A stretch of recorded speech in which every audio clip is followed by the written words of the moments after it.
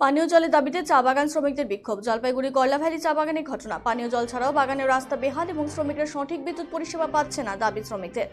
স্থানীয় অরবিন্দ গ্রাম পঞ্চায়েতে 50 সদস্য তথা উপপ্রধানের দাবি প্রধানকে বারংবার জানানো হলেও প্রধান গুরুত্ব দিচ্ছে না।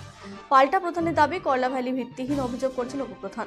তৃণমূল পরিচালিত অরবিন্দ গ্রাম পঞ্চায়েতের প্রধান এবং উপপ্রধানের কাজে আর বিপাকে চা বাগানের শ্রমিকরা।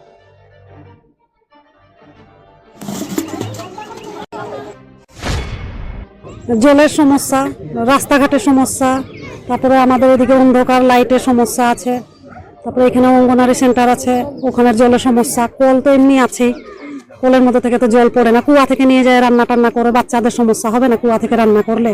এগুলো সমস্যার জন্য আমরা আজকে এই অবস্থাতে আছি। কতদিন থেকে সমস্যা? আমাদের প্রায় 1.5-2 বছরের মতন হয়ে যাচ্ছে আর কি এরকম সমস্যা। পঞ্চায়েতকে বলেনি? পঞ্চায়েতকে অনেক কয়বার বলছি, পঞ্চায়েত অনেক কয়বার প্রধানকেও জানাইছে, প্রধান কোনো এলাও করতেছে না আমাদের পঞ্চায়েতকে। এখন কি করবেন? আমাদের ইচ্ছা আছে যে পঞ্চায়েত আরেকবার যায় বলুক, যদি প্রধান না কোনো রকম অ্যাকশন নেয় তাহলে আমরা সবাই অঞ্চল ঘেরাও করব, আর অঞ্চলে যদি আমাদের কোনো কথা না শুনে তাহলে আমরা বিডিও অফিস ঘেরাও করব। এই যে জলের লাইন দিয়ে আছি 3টার থেকে, 3টা সাড়ে 3টার থেকে। জল নেই? না, জল নাই। পাচ্ছেন না? না, এই যে খাওয়ার জন্য নাই, স্নান করার জন্য নাই। কবে থেকে? সেই 1 বছরের মতো হচ্ছে। কি কি সমস্যা হচ্ছে বলুন তো জল না পাওয়াতে? এই তো জলের সমস্যা আছে, কাছ থেকে এসে যদি জল না পাওয়া যায় তাহলে কি করবো বলেন। আমরা একটা জিপি, একটা গ্রাম পঞ্চায়েত বাৎসরিক মোটামুটি আমাদের জিপি যেটা গত বছর পেয়েছে সেই হিসাবে যদি ধরি তাহলে মোটামুটি 1.25 কোটি টাকা, মানে 1,25,00,000 টাকা অর্থ বাজেট আমাদের থাকে 15 থেকে, এবং অন্যান্য ফান্ডও থাকে অল্প কিছু, কিন্তু এটাই সব থেকে বড় ফান্ড।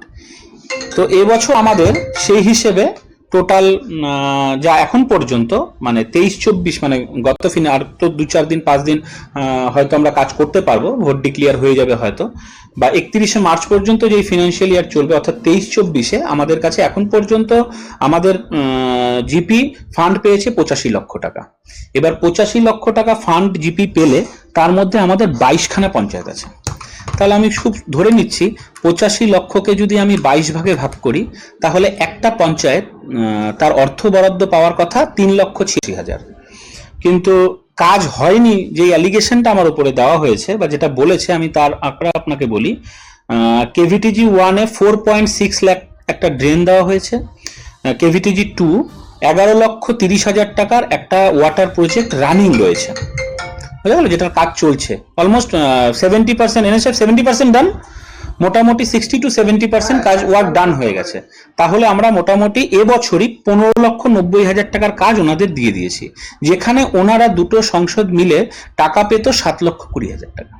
কম মানে কোন রকম কি বলবো, বিরোধী চক্র বলবো নাকি কোন রকম লোভ বলবো না কি বলবো আমি ভাষায় বলতে পারছি না। আমি জানি না কি অ্যাকচুয়ালি ম্যাটারটা কি, কারণ আপনার কাছে প্রশ্ন শুনে আমি জানতে পারলাম এরকম একটা ঘটনা ঘটেছে।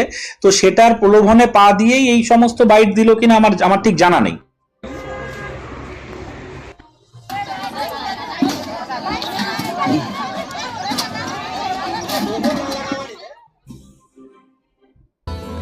হোটেল পোদ্দার রেসিডেন্সি এই প্রথম কোচবিহারে 3 স্টার ক্যাটাগরি হোটেল।